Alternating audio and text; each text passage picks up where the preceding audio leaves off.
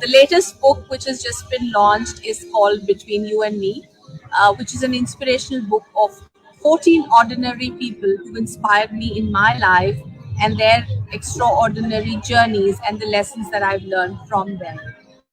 The book was recently launched, has also been published by Vishwakarma Publications.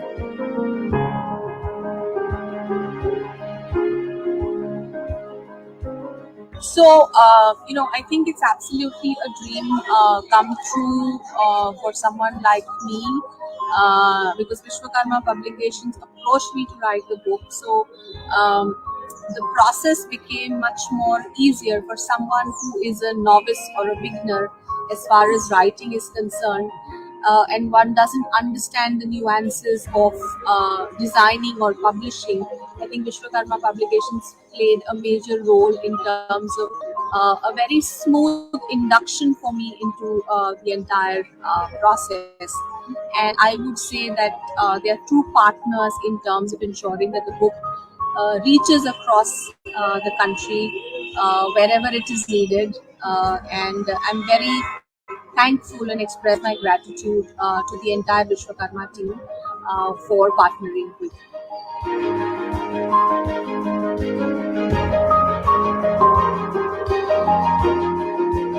Between You and Me took me 6 years to write when I was hardly an author.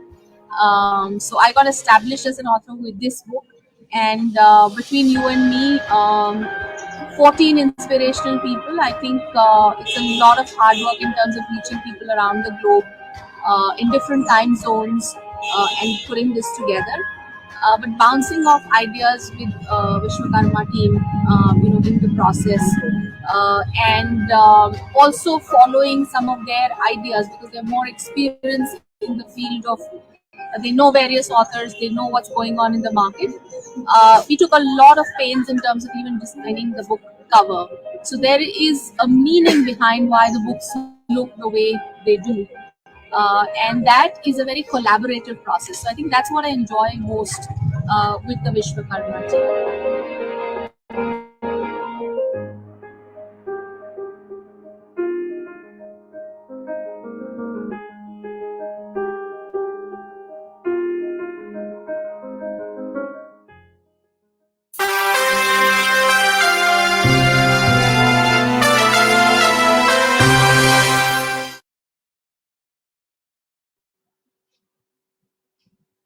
A very warm good morning to one and all present. Day 2 of the Pune International Literary Fest 2020. In Studio 1, our first session is When the Forces Join Literature. The esteemed panel for this session is going to be Mr. Sunil Ramanand. He's an IPS officer of the 1994 batch born on the Maharashtra Katra. He's a distinguished alumnus of the then UDCT Bombay, which is now ICT Mumbai, wherefrom he graduated in chemical engineering. He's currently the Additional Director General of Police and the Inspector General of the Prisons and Correctional Services, Pune. Our second guest for today is Mr. Sirish Thorat. He says he has been unemployed, a businessman, cop, teacher, student, private military contractor, and an aviation security expert, amongst the other things, and is the successful author of over 4 books. He holds degrees and diplomas in commerce, global security, and police science. He is considered an authority on terrorism, global security, and law enforcement. Our third guest is Mr. Randeep Sahu. Colonel Randeep Sahu is a retired Army officer with over 33 years of commissioned service. An alumnus of the National Defense Academy, Kharakwarsla, he loves singing, traveling, playing golf, and writing fiction. The Honor Code is his debut work. His novel, The Good Farmer.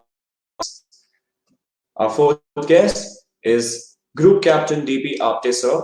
He is a retired Pro-Vice Chancellor at the MIT World Peace University. He has more than 40 years of experience with 25 years in the Indian Air Force and 17 years in academics and consulting. He conducts motivational programs and has counseled more than 1,000 people suffering from a wide range of mental health issues.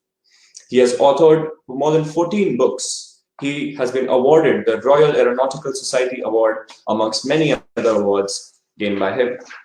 Our moderator for this session is Deblina Majumdar. She says she loves two things, stories and numbers. She chose a career with numbers, working for over 2 decades in investment banking. Ago, she founded her first company, Kahania, to use data-driven storytelling to drive impact. She has published over 2 books. Her latest one is a crime novel called A Marketplace for Murder. She loves singing Sufi and classical music, but promises to spare you that torture. So I request Deblina ma'am to take the session forward. Thank you so much. Thank you so much, Dheeraj. Welcome everybody on this Saturday morning. Welcome to all our panelists.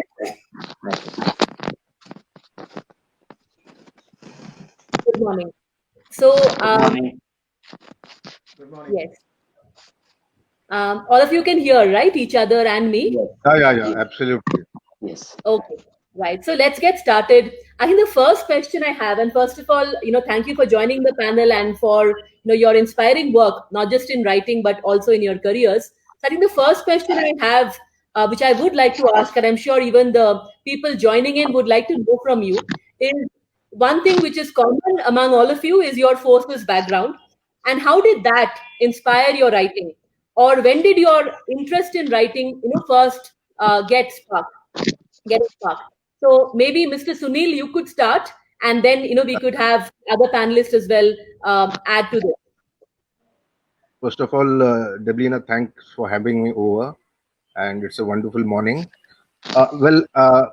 I was trained to be an engineer. I hold a graduate and postgraduate degree in engineering, and as a matter of fact, mathematics was my optional in the UPSC exam.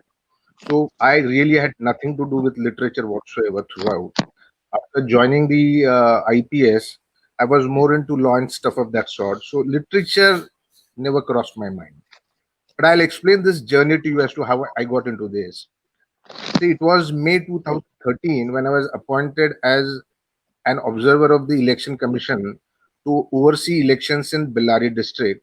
And I was staying in the police mess first floor, and there was a gym downstairs. And I was extremely fond of working out, and there was this gym instructor who would always try to push the envelope as it were, and he used to put me with very, very heavy weights. So there was a crick in my back, and I had a sore back. After getting back from Bellary, I got myself examined here, and I was told that I had a spine injury. My spine had been injured, so I had to get myself operated in Mumbai. And then I was away from my job for close to a month, partly bedridden, and I used to just keep watching television then. And my wife and I would often come to the Pune club and stray into the Pune club library just for the heck of it. Not that I wanted to pick up any book or read it. While strolling through the library, off and on used to go there, I stumbled upon a book entitled English August and Indian Story, written by an IS officer of the Maharashtra cadre by name Upmanyu Chatterjee. And just I randomly picked it up and got it home and started browsing through it. And I found that book very, very interesting, extremely interesting for reasons more than one. First of all, it was set in a fictional district called Madna, which is, I could make out Chandrapur. I had served in Chandrapur way back in 1998 as an additional SP. So I could identify with those places. and relate to the book. But the most important aspect of this particular book is this novel is that despite being plotless, it's so fascinating. It has been written so very well that I won't hesitate to call it a textbook in creative writing. I read it, I reread it, and that was when I developed this desire to attempt something similar, to write some experience of mine. Now, my genre is fiction based on personal experiences as a police officer. So it's essentially a work of. I was very heavily inspired by English August. Let me be very honest here. So I bought myself a notebook and a pen and stuff, and I tried to scribble down my thoughts to realize that I couldn't write a paragraph. And this was when I realized that I was unable to write because I hadn't read enough. And it was then that I realized that in order to be able to write something, one has to read very extensively, very indiscriminately, very exhaustively. So I picked up some other books, particularly books by Ruskin Bond, and I really admired his style of writing, very simple, very lucid, set in the hills. And so I read him very extensively. Then went on reading. I picked up Sacred Games by Vikram Chandra, but I couldn't finish it very honestly. It is a very well written book. Shantaram by Gregory David Roberts, so on and so forth. And then I again started to write. So initially, my wife would say, "Why are you doing this? You will eventually give it up."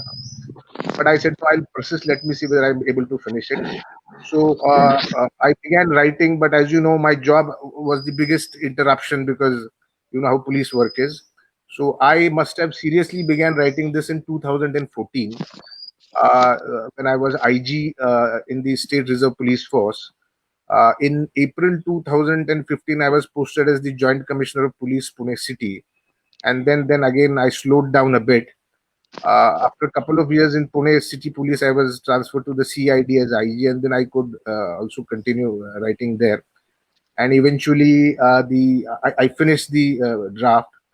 And as everyone knows, writing is the easier part. Getting a publisher is fairly difficult, but thankfully Vishwakarma, they happen to be friends of mine, and they were gracious enough to agree to publishing it without having a look at the manuscript. I said I must have pulled the rank here, but nonetheless they agreed, and then it was eventually published during COVID times. So I couldn't very formally have a very formal launch and stuff of that sort. But what I also realized thereafter is writing is easy, getting it published is a bit difficult, but marketing the book and making people read it is all the more difficult, because in today's age, to quote Ruskin Bond, reading has become a minority pastime, and nobody likes to read fiction. I mean, very few people. People are more interested in reading self-help books and cookery. There's so many cookery shows going on. You know, people love to watch those shows, and so I realized that I need to hard sell my novel. But I mean, this is the story, as it were. And to repeat, my genre is fiction based on personal experiences as a police officer. Thank you. Thank you so much. Thank you so much, Mr. Sunil. Do you have a copy of the book to show the readers? This is the book. It runs into 312 Yes. pages, 1,15,000 words, and I recommend it, obviously. So please, the audience should pick up a copy. It's available on Amazon and also in the bookstores. So a bit of Sure. marketing. We'll get more into the book, Mr.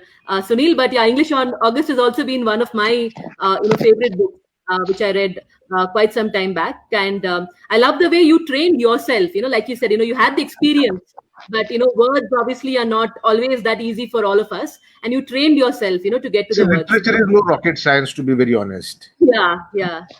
It's not like astrophysics. So you can learn to write. See, I can give you umpteen examples in which North Indian officers, Punjabis and others, have been posted to South Indian cadres like Tamil Nadu and Karnataka, and they learned the language and have produced literature. Correct. So it's just a quick question of devotion. And then see, what would happen is there were occasions on which I really got very bored and thought of discontinuing it.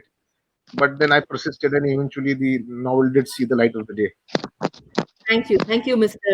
Sunil. Captain Apte, maybe you can share, how your journey started and how much did your forces background influence you, or was it independent? Right. Thank you very much for PILF as well as Vishwakarma Publication and Deblina for getting me here to discuss with the people. And I'll continue with what's Mr. Sunil has said. I'm also a hardcore engineer, worked as the engineer in Indian Air Force. And therefore, people may think that because during our college days and school days, we are told that if you're good in maths and science, you're not supposed to be good in language and literature. But it is wrong. Now I am working on the how brain works, something like that, neuro linguistic programming and HUNA. So I know how our brain works, and there's nothing like a literature or language requires some other kind of brain. Just for the audience, people say left brain is for logical thinking. Language is exactly work with the left brain because language has got tremendous amount of logic in that. It's not a painting or music or something where right brain comes into the picture. So in my forces, of course, experiences, etc. At that time, there was no provision for writing. Neither I was very keen in doing that. But definitely, I become a reader, vivid reader by because of forces background. I'll tell you how. During those days, I'm talking about early 80s and the time like that. There were no flights for traveling, anything like that. We had to travel by train, and sometimes I had taken 36 hours to travel from my Pune to my destination station. So what do you do with the 36 hours alone? So I picked up the habit of picking up the books and reading it. I literally used to go to bookstall in a station, buy a book, travel certain distance. Once that book is over, again get down at next station, wherever the station is, pick up another book and keep reading.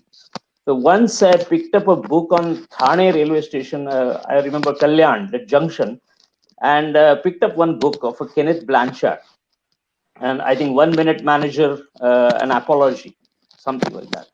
And I sat there, and the train was late by almost 24 hours. So I finished not only that book, I picked up another book I liked so much that I was read the same author or give me one more book, and I read that book also, and then went. So I started reading. I started reading more and more through the libraries and learned this habit of reading. And then when I retired from Indian Air Force and came out, before that I had written something for the consumption of defense people. And every time people used to say, so you're writing, we feel that you're sitting next to us and talking to us. That style probably I picked up from Kenneth Blanchard. When you read the Kenneth Blanchard book, you actually feel that he's sitting there and talking to you and explaining to you. I picked up that particular maybe a trait, and I started writing. My first, of course, was a technical writing. That is my subjects like probability and combinatorics and statistics and your decision making, operations research. These are the areas I picked up. And I found out these textbooks which are written are so dry. They got no live experience. And therefore, you just say 5 plus so and so. In the school, children also, you see the books, they're completely dry. And therefore, students get bored in mathematics and statistics. So I took a challenge that I will make the people interested in statistics and mathematics. So every principle I started, rather than stating the principle, giving a story.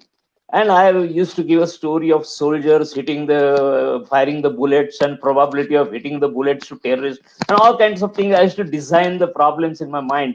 How many bullets you have to fire so that you get a 80% chances of killing the terrorist. And the students started liking those kind of problems and learning the probability or learning the statistics with that. And I continued with that journey.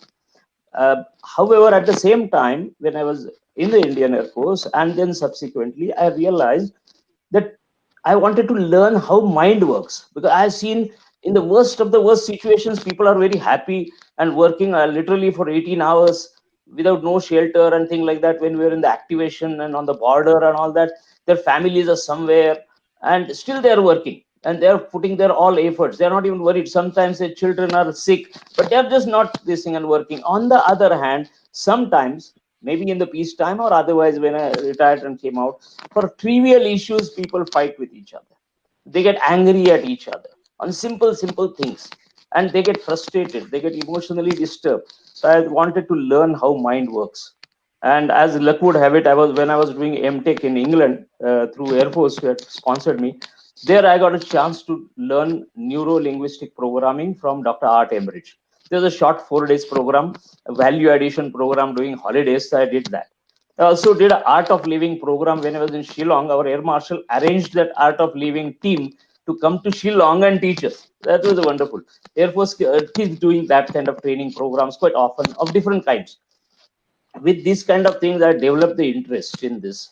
And then I did after retirement, I did one program with Anthony Robbins, and I was fascinated with neuro-linguistic programming. After that, I picked up Hawaiian method, Huna. I started counseling the people, my students themselves. I started counseling. I remember one student fell down in my class. And then she had to be taken to hospital. In fact, that is written in my book also, with the name and her number. She has written her experience. She was taken to hospital. I said, oh, you children don't take care and don't eat and drink water and things like that. Other students said, no, sir, she has got a migraine problem. She got a very severe migraine, and this happens. And this happens once in 10, 15 days. So it is nothing to do with their food habits and all that. So I was thinking, and I was already practicing NLP and Huna at that time. So when that next day that girl came back, and the student said, so by evening she'll be all right. They will give a drip and they will put injection through the drip and she'll be all right. Next day I called her. I said, what is happening? So she said, I have been taking medicines, but now it is increasing. Now injections are also not useful. I said, do you want to try something else? She says, well, yes, what? I said, NLP and Huna exercise. She said, I'll try anything because I want to get out of that. And I did just for 3 hours work with him. Next day, again, she came back another half an hour. And now last almost 10 years, she hasn't got a single migraine attack. It could be my luck as a beginner or whatever it is, but it worked. And then I got fascinated. Then I said, why not to reach out to the people with this? So I wrote a book on this NLP, my own, and then also at the time of another book. And I was not getting any publisher, because the publisher who were printing my books on the probability and all that, they said, no, we are only doing the textbooks. We are not doing this kind of books. So then my wife says, you're already written. And just now he said, writing book is comparatively easy than getting a publisher. He says, we're not getting publisher. I told my wife, you're a publisher. And the next day, I sent that book for printing. I designed it again. I take a help of one person and send it for printing. I printed that myself. My wife has published that book, and 2,000 copies. I said, she says, who will buy the 2,000 copies? I said, I've got another 20, 30 years to live. Everybody's gift, marriage or birthday or something, I'll give a gift. So what can you give a gift in 100 rupees nowadays? So one book, 100 rupees, I gave a book, and I actually did. But what happened is within 4 months, all books were sold. 2,000 books were sold without any publicity, without, just by word of mouth. Somebody read and he gave it to them. Then by that time I came to know about Vishwakarma publication. I told them I already sold 200 books, 2,000 books, and this is the book. The only thing they said is, the book is good, but it's very thin, and the print is very small, so you have to put it properly, nicely. So it should be at least a thicker book, more pages. I said, there I economized because my wife was publisher. I had to pay from my pocket. Now you can design whichever way you want. And then I added a lot of things in that, diagrams, etc. And Vishwakarma publication published it. Now they have published my 5 books so far. And out of that, 3 were actually on PILF. Last 3 PILFs, my books were released in all the 3 PLFs, one book in each 3 PLF. This time, because PLF is online, this time I dropped my idea of publishing. I will completing little later. So this is what my story of writing is there. So I feel that writing is logical. Writing is not a yes, you should have creative ideas, all right, but after that you have to write in a particular sequence, in particular logic, which people appeal to your writing. Thank you. Thank you so much, Mr. Sahu. If you can probably add your personal experience, about your forces background, how that influenced your writing and your interest in writing. Thank you, Devlina, and thank you, Vishwakarma Publications, for putting me here and sitting, almost next to each other, a very esteemed panel and the number of very prolific writers. All I'll say is I'm 65 years old, but considering the amount of books the panelists have produced, I am the baby with a debut novel. I'm the baby in the panelist. So, and my experience has been very different from our other panelists in that I only started to write after retirement. I retired from the Indian Army in 2010, and my book was published in 2020, this year, March. It's a debut novel. How did I start to write? Well, again, my experience is very, it is very different from your experiences. Uh, it might amuse you to know that when I first wrote my school essay, it was rejected by my English teacher. So that was the beginning. And so when the publisher asked me, what is it that you have written before? I was a little embarrassed to tell them that no, I have written nothing except my school essay, which was not found up to the mark. So that was the beginning. And writing, how did it come about? I mean, in my case, it just fell into place. Like I told you, I started to write very late in life, and I agree with Mr. Sunil Ramanand that you know you have to read a lot to write. So that was the only common thread I share with the other panelists. In that, I was a voracious reader right from childhood, and that was also the chief reason why I flunked my courses in the National Defense Academy. I am from the NDA, and so I was relegated in my third term because I would read books and not read the course books. So that was that was a little unfortunate. But when I look back, I think to be a writer of some work, you have to read and read a lot. That is one thing I did. And my forces background, how it helped me to write. You see, the Indian Army and the Defense Forces is a very vast resource. Location, characters, events, postings you go to. My debut book, the Honor Code, as you can see in the background, it shows the picture of the National Defense Academy Sudan block, which most defense officers will be able to easily recognize. So I have got that on the cover primarily to tell that to attract the defense officers. Most of my it's a collection of 14 stories. So most of my stories are sourced from the events where I have been a participant or I've had a very close ringside view of events that unfolded in front of me.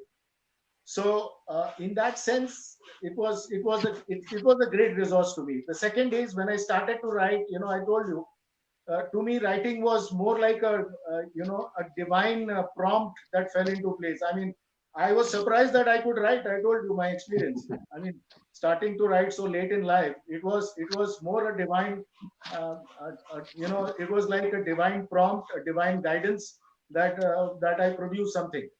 And I started out with small stories, and like I said, we have a vast number of colleagues, close mates in the defense forces, and we have formed a little WhatsApp groups. And so I used to send these little stories, and they used to be a little, they actually were very kind to me in telling me that my stories are good. But then over time, it took me about 3 years to write this book. It is 14 stories, but over time, I refined my stories, edited them, listened to them. They told me what is going to work and what is not going to work. They started to get emotionally involved in my characters. So in that sense, I had a wonderful support mechanism from my, in my course-mates. And one famous quote, like I said, it was, of course, it fell into place. One famous quote I would like to say here, which is a guiding light for my writing, and that is: the theater of the reader's mind is more powerful than any Bollywood, or in the other case Hollywood movie can put on its screen. Well-written books trigger the theater of the mind and allows the reader to create his own visuals. So the important thing is you are allowing it is not very prescriptive. My stories are open-ended, which allows the reader to make their own conclusions. I think it is very important because then it gives the reader. You see, mostly in movies, you don't have to think. You just sit there and everything is fed to you. Why is book more interesting than movies is because it triggers your the theater of your mind and allows you to create visuals. While a movie is very prescriptive, very few movies are good, which allows the the viewer, the fellow who's watching, to create his own vision. And to that end, I will just add one small thing.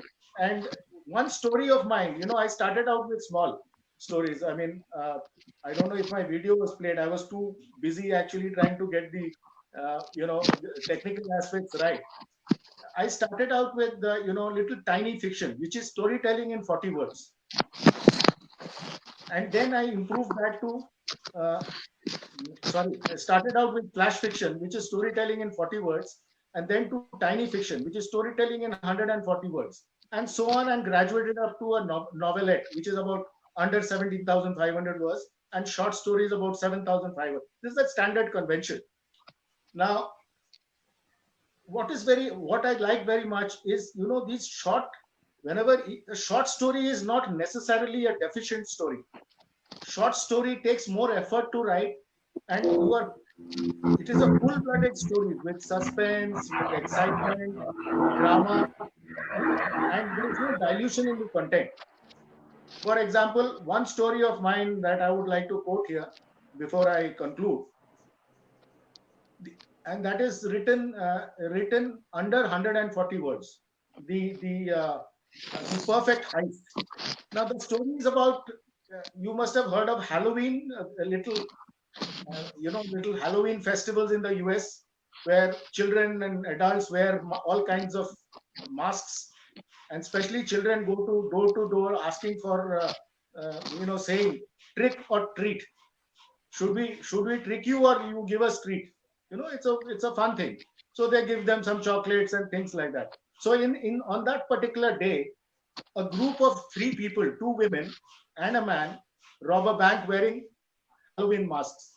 So they pull off the robbery, and they retreat into a secluded park where they sit down. The man says that was a perfect heist and switches off the camera.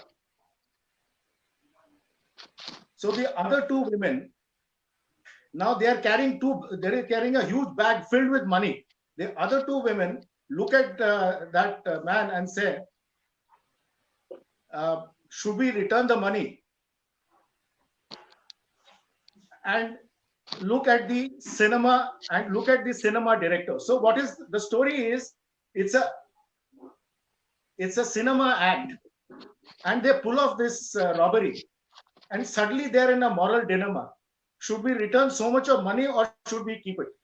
I left it open at that. So you interpret it any which way you want. If let's say one person A could say, okay, this money doesn't belong to us. It was just a camera, a film shooting, and we pulled it off. Let us return the money. The second person might say, no, this belongs to the bank. The bank has a lot of money, and we could do with a little money on the side, so those kinds of things. So it is a story within 140 words, and yet it sends out a very powerful moral a dilemma where you could interpret it any which way you want. So that is my little journey over it took me about 3 years to write, little journey in writing. I'm writing my second book, which is The Goat Farm, and it has to do with a Shudra woman, very shy, very lamb-like, and who turns out, due to forces of circumstances, into one of the most authoritarian leaders the current political dispensation has ever seen. So that's a challenge. I'm trying to do it. Let's see how it goes. Thank you, all of you, for delving so deep into your journeys. I think what's very inspiring to me, and I'm sure to the readers as well, is all of you are natural storytellers. You are forces background, the experiences you have gone through, the vividness of life that you have seen makes you natural storytellers. But then you put in the extra effort to read, to write, to publish, to market. I know you kind of honed your craft, and you're still honing your craft, despite all your experience, which is really inspiring for the young readers who are joining today. Would like to delve a little bit more into your books. So, Mr. Sunil, I'll come back to you. Your book, Cops in a Quagmire, very interesting name, by the way. And it's like an edge of the seat thriller, right? It's got jewelry heist, it's got murder, and more, right? So, and obviously, crime might be a natural, kind of genre for you to write, but you also talked about personal journey and how that comes into writing, right? So, why did you choose fiction as the medium for writing this book? And would you like to give the audience a little bit more snippet about what this book is and what they can expect, even if I you will. want to read a paragraph? I'll first of all explain why I chose to write fiction. There are reasons more than one. To begin with, fiction does not demand factual accuracy. So, which in a sense means that the writer can avail the poetic license, and you don't really need to do very hardcore kind of research. You can take liberties. And the most important aspect of this is fiction facilitates creative writing. So if you want to just narrate a fact, then it tends to get very wooden. It's like writing a newspaper account.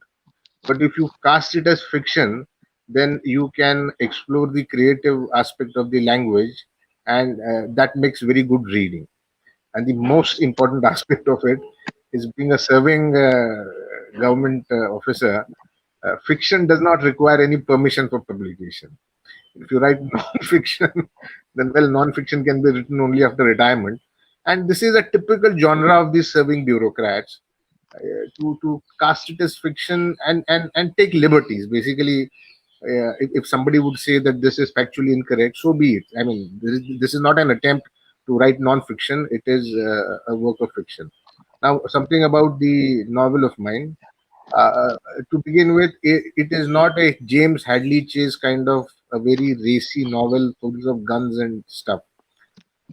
It is a very level-headed, grounded kind of work, and the cops that you encounter in it are regular, fallible characters. Now, this is not about cops. This is about the underbelly of police work.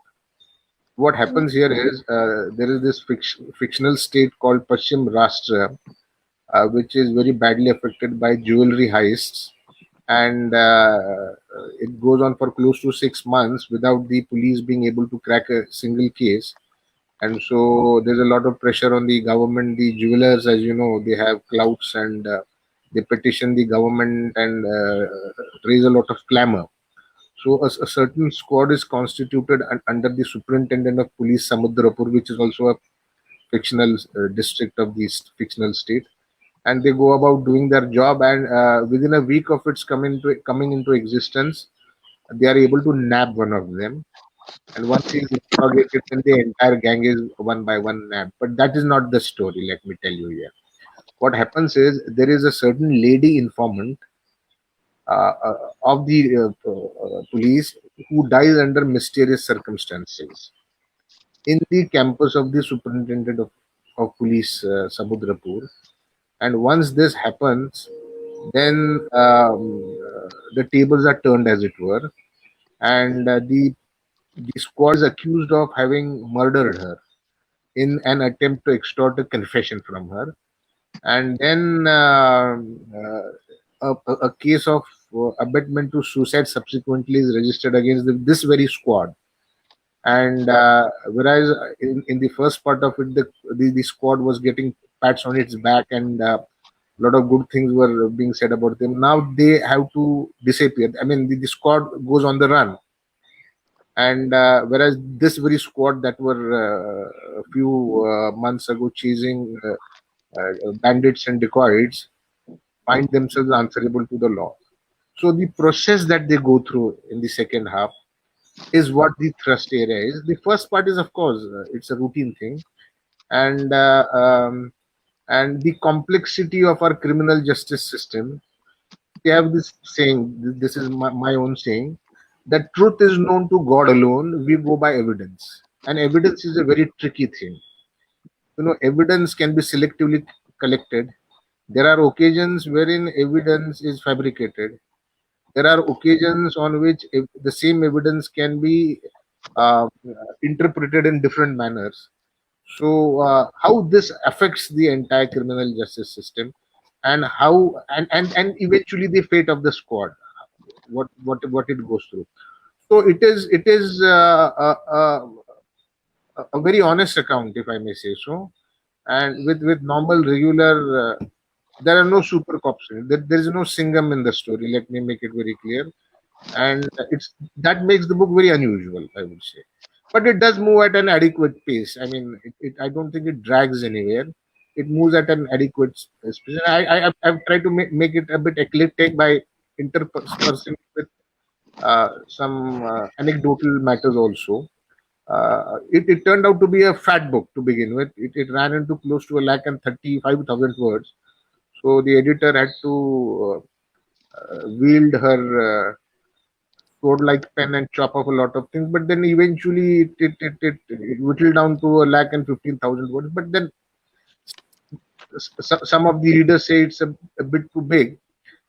So I made up. I'm writing the next one entitled Yogita.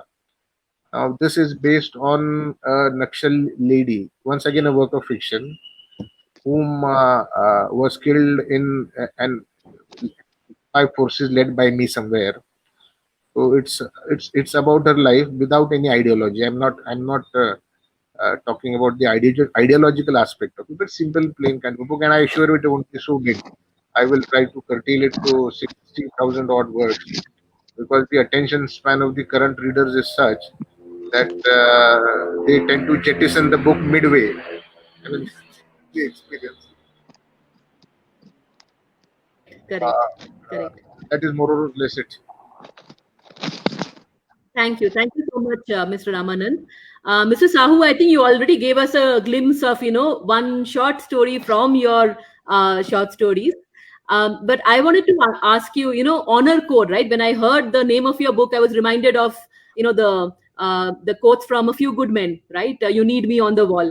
So is there some, integral code of honor, which is like a running theme among the stories in your book? Because you said they are inspired by, some of the forces experience. Or is there any other common theme among your short stories, or a common character which recurs? Or is it independent short stories, which happen to different people? They're like vignettes of life happening to different people at, different points of time. Yeah, actually, since I'm from the forces background, I wanted to highlight that aspect of honor code, which we are instilled from day one in our academies, and how this honor code, it's a kind of a code, a belief system, a value system, if you may, which guides our life and action. Now, in the defense forces, unless you have a very strong value system which is instilled in your days of training, there is you can't do the kind of things that you are expected to do. As you know, like in all forces, you are expected to lay down your life on certain orders of the superior, or due to forces of circumstances, in face of the enemy action, or your own action, offensive action. So honor code is something I wanted to highlight, which is a kind of a leap of faith in the defense forces. In this particular instance, this is actually a thing that happened to me, and a very small aspect happened to me in the National Defense Academy, Khadagwasla, Pune. There are actually two stories in it. One, one where I was involved in the honor code, where I happened to be, beaten up by, for whatever reason. We got into an argument with a senior, and I got almost pulped. Got beaten up by his coach, and there was a boxer among them, so they took me aside and pulped me, and we had I was losing out a term, because I was I was I was admitted in the hospital with a swollen face and feet and everything. but I did not reveal the name of my perpetrator. I said no. So that is just one aspect of the belief system, the value system that we not to sneak on our seniors, and how you could hold on to these and how they help you in your career later on in life. So that was the point I was trying to make. Now, Understand. yeah, so these are okay. Coming to your second point, these are actually independent stories. There are actually Pune has the lion's share of these stories. There is one story which is Monkey Shine, which I observed during the race course here in the Pune Turf Club. I used to be an avid racer at one time, race goer at one time, and a punter. So Monkey Shine is one of them. And second is you'll see small things, little prompts. I'm a very keen golfer. So when I started to write these stories and I used to float it to my colleagues for their critique, I got my 4-ball, which is the team that plays, team of 4 golfers. They said, you have written so many stories and why don't you write about golf? That was just the prompt. And believe me, that the 19th hole, it is entitled the 19th hole, which means it's the restaurant in a golf course. 19th hole, there are 18 holes on a golf course. So that it is titled the 19th hole, and turned out to be a novelette and one of the best stories that I've ever written. So so these are just simple prompts.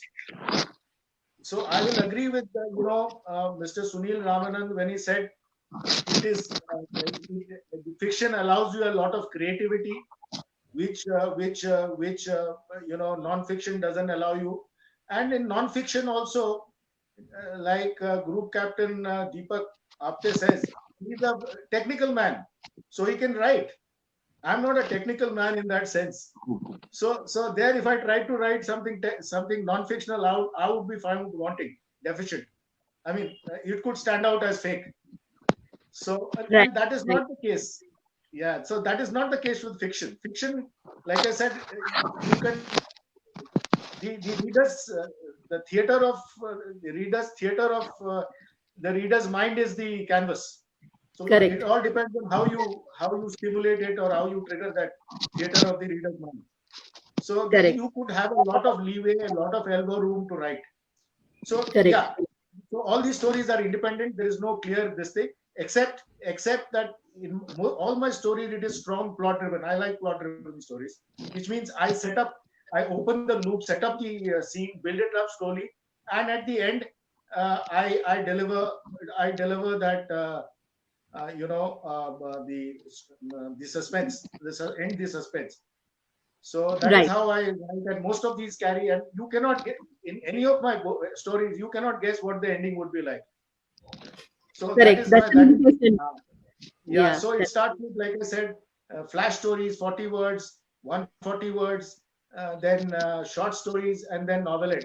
All of them are independent, are basically creative work of art. Some are actually true, given a little fictional bias, and so on. Right. No, thank you so much, Mr. Sahu. So one request for the readers, and for the people who have joined in, if you want to ask any questions to the panelists, you can type it in the chat window and I will ask them. We also have a very interesting, very short, rapid fire round for our panelists. So we will start that. But before we do that, Group Captain Apte, just one question for you. Since the other 2 panelists, spoke about fiction and the creative license fiction gives, and you have brought in storytelling in non-fiction, right? In the books you write in non-fiction, ranging from probability writing to NLP. And you've written 14 books, right? So while we may not have time to go into all of them, if you can highlight for your recent books, right? The recent couple of books, whether it's about HUNA or about NLP, what are the practical applications you see your readers, being able to use your books for, right? Where are they able to use the learnings from your book? Right. So thank you for this question. And now I'll go from one book before that, which you had said. I written one book as a logical puzzles, the Logi Riddles. How I got triggered is I was a director in Management Institute and in MIT. And one student came running to me in the morning around 10:30 along with the placement head and all that. So this is a puzzle, and yesterday there was an interview, and that it was conducted by a managing MD. And MD says, not only you're selected for this job, but you're actually, I'm taking you as my assistant, because that interview went on very well. But he gave him a puzzle, and he says, you solve this puzzle, type it in by tomorrow 11 o'clock, send it to me by email, then you're selected for that post. So they were he was struggling throughout the evening. In the morning, all faculty members were struggling with it. Then they came to me, and that they showed me puzzle around 10:30 or so. I quickly solved it in half a minute, literally, and gave it to him in hand. And I said, okay, type it and come back. Give the answer to that and come back. He typed it and came back. By that time, I told that faculty that he's already selected, because nobody will give him the puzzle in hand and tell him to type it by tomorrow 11 o'clock and he will get a job. No, he's already impressed that person, but he's just trying to taste it, whether he can actually work on that or not. Then I asked the student, why you could not solve this puzzle? It was not very difficult. I could just take 1 minute or less than that. Don't you solve the puzzles in your home? He said, no. He said, in your childhood, what you're doing in the school? So he said, no, we never did that, because then I realized this present age people are used to Google. If you got any question, you type it on Google and get the answer. Or you have a mobile, you have got other these things. So that entertainment through puzzles and riddles, which we enjoyed in our school days, particularly in the summer holidays, which is not there. So I thought of writing it. So what I started initially was, in my class, every day I told them that at the end of my lecture, I'll write one puzzle on the board, and next day they have to solve it. And they have to not only give answer, they have to give logic for solving it. And I continued for quite a number of days. So my actually attendance in my class was 100%. Not because probably they wanted to learn statistics from me, but because they wanted to know the next puzzle which they want to solve. Then I said, you are enjoying the puzzle. Then one student told me, so why don't you write it as a book? So I wrote a book on that. After that, I wrote a book on neuro-linguistic programming because I've been counseling, I've been conducting the programs on NLP and HUNA. And then I wrote because there are people said that there's no book which we can easily use it. Most of the books give you theory, gives you some general idea, but they don't tell you exactly what to do when. So I wrote an NLP book. It was very popular. Some people wanted Marathi translation. I made Marathi also. It was published again by Vishwakarma. And the HUNA book is the last book.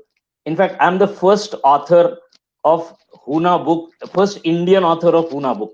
There's no one has written any book on HUNA so far in India. Rather, out of audience also, I'm sure that not even 1% people will know what HUNA is. They said some word. HUNA is a Hawaiian method, subconscious method of changing your beliefs and changing your habits, and in fact addictions and things like that, stress, depression, anxiety, anger, all that can be worked on in few minutes. Some of the HUNA exercises, you just do it for 10 minutes and your anger will go for good. So that kind of miracle subconscious mind techniques, I say, well, why not to share with the people? And therefore I wrote the book on that Hawaiian method, HUNA. And now I got already idea of writing next 4 books, because HUNA or NLP is for those who want to learn HUNA or those who want to learn NLP. But now, suppose, and I got an idea from my clients only. This is, I'm a retired person. I'm not interested in knowing HUNA or NLP, but tell me what is useful for me. So I said, tell me what are problems you face. He has listed down. I said, okay, next one book I'll write only for the retired people. One book I'll write only for parents, only parenting. So we're using this same thread of NLP HUNA for parenting. One for burnt out managers. There are many managers, they are tired and burnt out. They got a lot of money, but you still see suicides happening from rich people also. So why they are burnt out, and how NLP HUNA subconscious can help them. So I'm going to write on that. And for students, of course, the student, I already got a soft corner. I was a teacher for 18 years. And so I'm going to write one book on students, particularly how to shape their career. I'm not talking of in terms of subjects, etc., branch, etc. I'm talking about their subconscious training, so that they develop a right kind of motivation, right kind of habits. Correct. Looking forward to reading these, Captain Apte. So very quickly, we have 5 minutes left. So we'll do a quick rapid fire if all of you are okay. So very short answers. We'll start with, all of you seem to have beautiful spaces, where you have, where you write or where you sit and write. But what's your writing discipline like? Do you write regularly every day? Do you write when your mood fancies you? So, do you have a writing discipline? Morning, evening, noon, or no discipline? We can start Okay, with you, Mr. Yeah, Mr. Ramanand, we can start with you. Well, I prefer to write in the evenings, and the next morning I prefer to edit it. But and holidays and vacations are mostly used for that.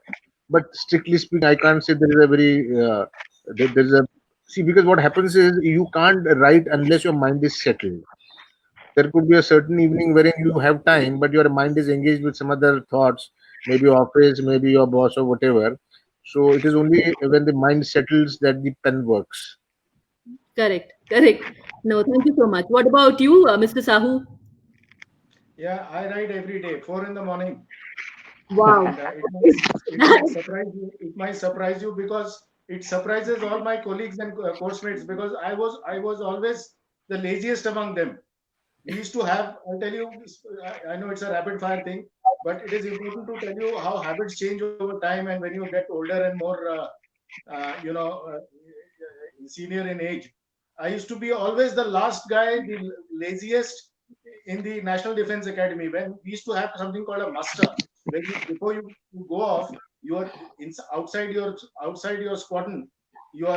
Everybody is lined up with things and all. So when I used to come, the senior most cadet used to say, "Okay, muster dismissed because Randeep Sahu has come."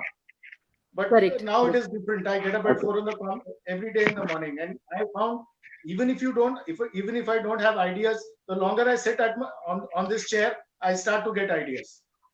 Yeah, thank you, Sahu. I am a trainer for subconscious. So I leave it to my subconscious. What I do is Wow.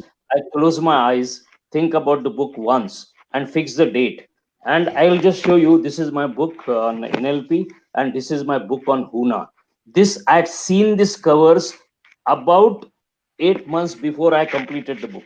I seen the covers with the color pictures and everything, and that just by closed eyes, thought about it, put the date on that. And in fact, I told the date also to Vishwakarma Publishing, because PILF happening at that time. I said my book will be out on 17 September 2019, and the book was actually printed and came. So I leave it to my subconscious. I don't follow any practice. My subconscious takes care of when to write, how to write, increase space, decrease space, all that happens. Wow, thank you so much. One last question for all of you, and maybe you can tell the audience where they can follow you. If you have a website, or if you have some space where they can follow you, maybe you can type that in the comments so that people can follow you. But if 2020 were a book, what would be your title for that book? Each of you, very quickly. Yeah, in my case, it would be how Maharashtra prisons combated COVID-19. It would fall either in the non-fictional genre or would be a memoir. Very interesting. Very interesting.